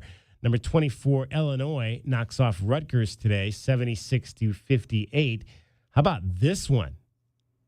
At Rupp Arena in Lexington, my old hometown, the Seahawks of UNC Wilmington, North Carolina Wilmington, go into Rupp Arena and upset number 12 Kentucky 80-73. Go UNC Wilmington. I used to when I did minor league baseball there back in the 90s, they were real cool. They would let me set up my equipment courtside for basketball games just so I could practice my basketball play-by-play. Yeah, so I would do that at the. You're not the first person who's told me good things about UNC Wilmington. To be honest, it's a fun place, fun town, fun school down there. So big win for UNC Wilmington on the road at Rupp Arena. And they were led by Trezarian White, who had 27 points and 10 rebounds today. We mentioned earlier, Damon Stoudemire, Arizona Wildcat alum, gets his first ACC win and does so at home, beating number 7 Duke, 72-68. Congratulations to Damon Stoudemire. His Yellow Jackets are 4-2 to start the season, and they get their first win in the ACC with him as the head coach. Another upset today. Drexel, Big 5 upset here. Big 5 Classic. Drexel takes down number 18 Villanova. Wow. 57-55. It's a big win. In the Big 5 Classic in Philadelphia. We talked about the Big 5 a few weeks ago. And my dad spent some time out there in Philadelphia and in the 50s and 60s, and he used to tell me stories about, before the NCAA tournament really became what it is. And I'm not telling you anything you don't know. Obviously, you got a lot of family there too. But those 5 schools and the pride, right, and the bragging rights that those 5 schools had against each other every single year. The Triangle, North Carolina, gets a lot of publicity, but those 5 schools, they might have started that whole thing.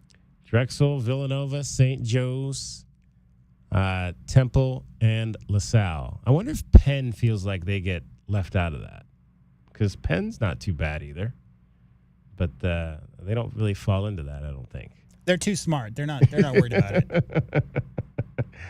Number 17, North Carolina beats Florida State 78-70. It was Wisconsin beating number 3 Marquette 75-64. So the Badgers are 6-2 now on the season. Let's see if they have another game before they head here next Saturday to take on the Wildcats. They, in fact, will play Michigan State on Tuesday. So that'll be a tough ball game for them. Common opponent, as they will go to East Lansing to open up Big Ten play against the Spartans. That'll be a 5 o'clock game on Tuesday, and then they'll head here west for the 1:15 tip-off next Saturday against the Arizona Wildcats. There's a lot of common opponents. It feels like a lot of the teams that are playing each other are, there's maybe 30 teams in America, DK, from the Power 5 schools that are playing each other. Who was it else that I saw? Alabama is playing against somebody else that Arizona has on the schedule. It's just like they're all flip-flopping each other. Other than those, obviously, in preseason, 3 games in 3 days type of things, the schools that seem like they're going out on the road or doing home and homes or even that one-off neutral site thing, not everybody does that. And the teams that you see doing it, you see them everywhere. They're all over the place. All right, I got one more final for you, J-Dub, and then I got an upset alert for you. Love upset alerts. All right, the final game that is finished in the top 25, number 8, Miami is 6-1, went to the Final Four last year, and the Hurricanes knock off Notre Dame today in their ACC opener, 62-49. Now, we've got an upset alert at the Field of 68 tip-off. I have no idea where they're playing this event, but with about 16 minutes to go, maybe still early for an upset, but we'll say it anyway. 16 minutes to go, Charleston is leading Florida Atlantic, the number 13 team in the country, and one of those teams that's on the Wildcats schedule, 51-48. Wow. So we will keep an eye on that game for you tonight. An upset that just happened literally this second up on this TV I'm watching is Georgia just lost to Alabama in the SEC title game. Wow. Yep, the final seconds just ticked away. That muddles a the little picture. bit. Yeah, Nate was just asking me if what happens to the who goes into the Final Four. Washington's got to have a spot. Well, I would think so. Georgia, I would think Washington's got to have a spot. Yeah, I don't know how you can kick Georgia out at this point. It's tough. Yeah, and tough. Texas won today. So Yep. they're going to stake their claim as champions of the final Big 12, or at least, Big 12 for them anyway. Tomorrow could be very interesting. Very, very interesting with that result right there. And this is the last year of 4, correct? Yes. So it's 12 after this year? Yeah, Texas just blew away Oklahoma State 49-21 today. All right, that is your scoreboard, and let's hear from the head coach of the Arizona Wildcats. We will do that here, Tommy Lloyd, after today's 82-55 win by his team over Colgate.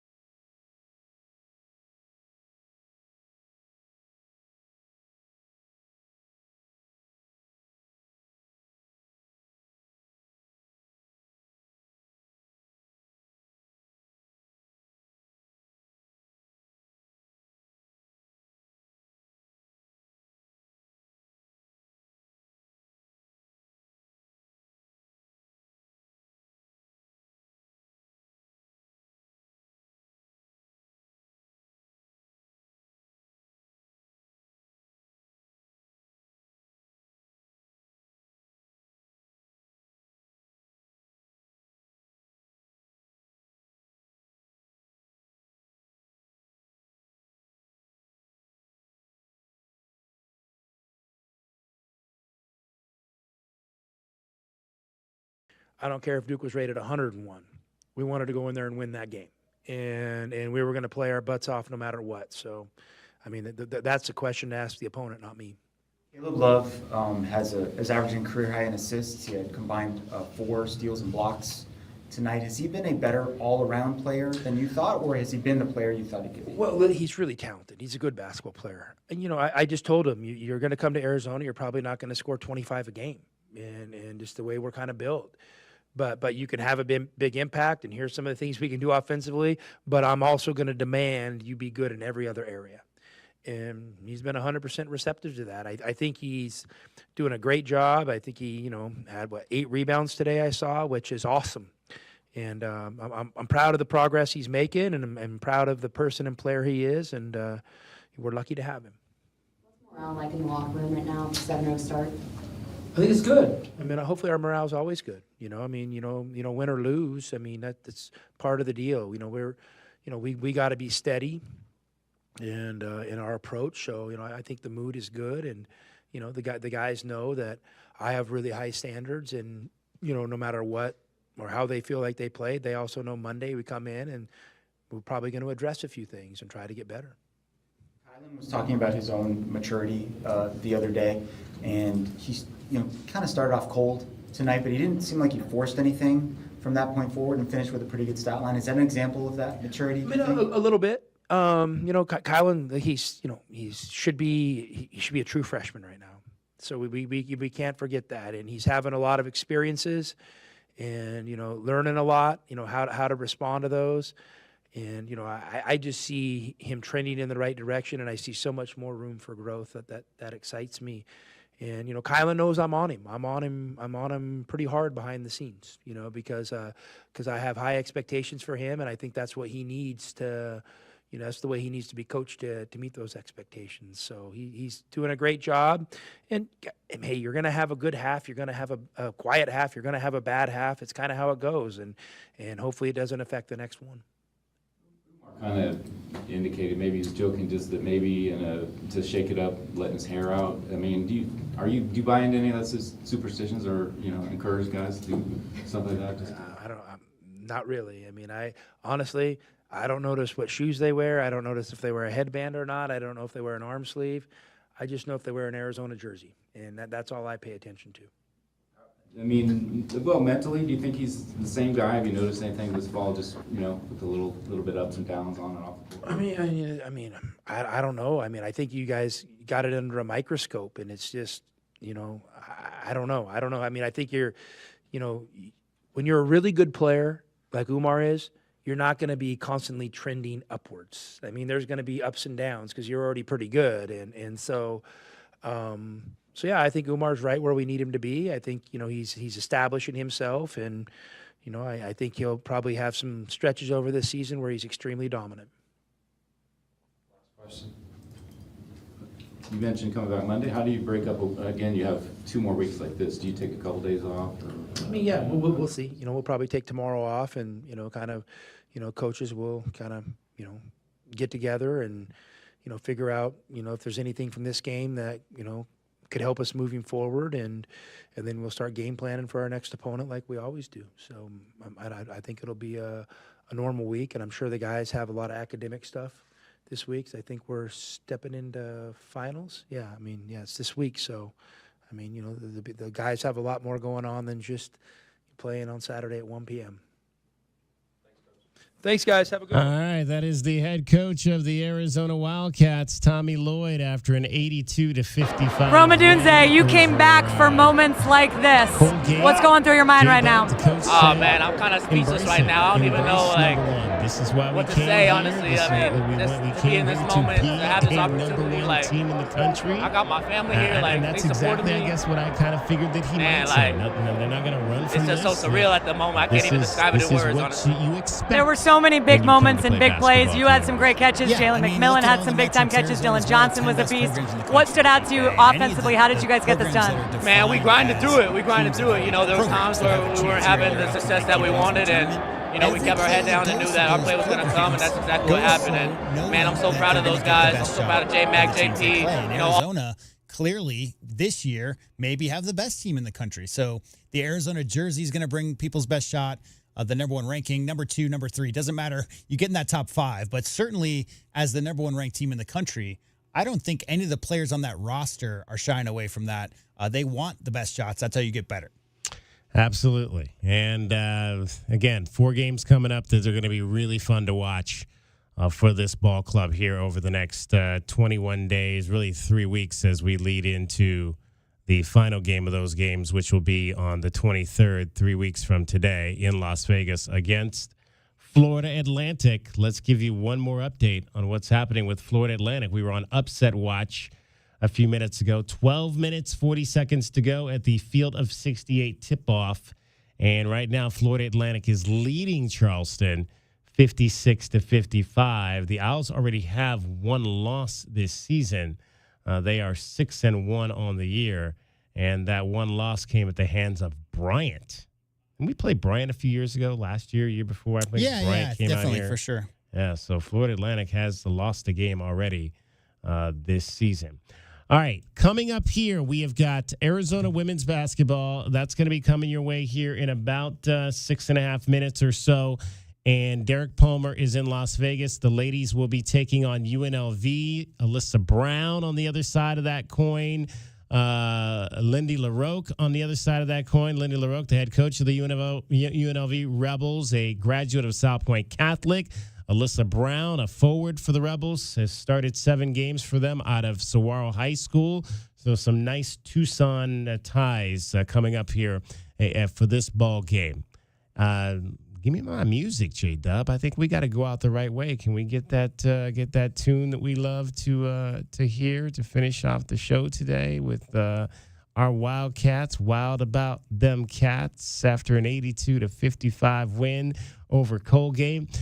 Kelvin Ifan, we appreciate him. J-Dub, we appreciate him. As always, we appreciate you for listening. Once again, your final score today at McKale Center, the Arizona Wildcats 82, the Colgate Raiders 55. My name is David Kelly. We will talk to you from Jed Fish's press conference on Monday at 1:30 and hear about where we're going bowling. Have a great rest of your weekend, everybody. Bear down, Arizona.